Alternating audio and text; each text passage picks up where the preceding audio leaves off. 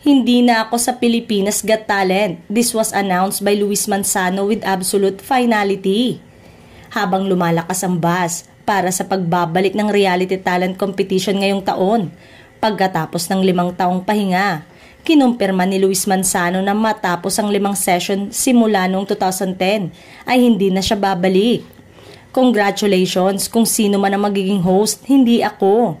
Dagdag pa nito, sabi ko, why not give it to the new generation? I think I posted on social media before. Kung pipiliin niya ang pangunahing host ng palabas, sino ang magiging top pick niya? Nakikita ko pwedeng si Robbie, si Donnie, si Edward o si Enchong. Napakarami. It's about time na ibigay na yung mga ganong show.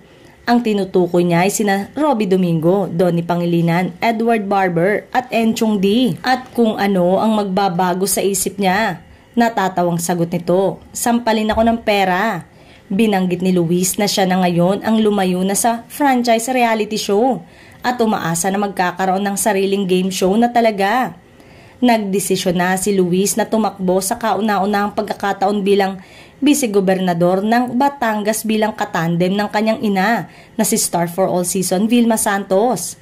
Samantalang kamakailan ay ibinalita na din natin na isa sa stars ng ABS-CBN ang inihahanda ngayon upang sumabak na sa pinakabagong host ng Kapamilya.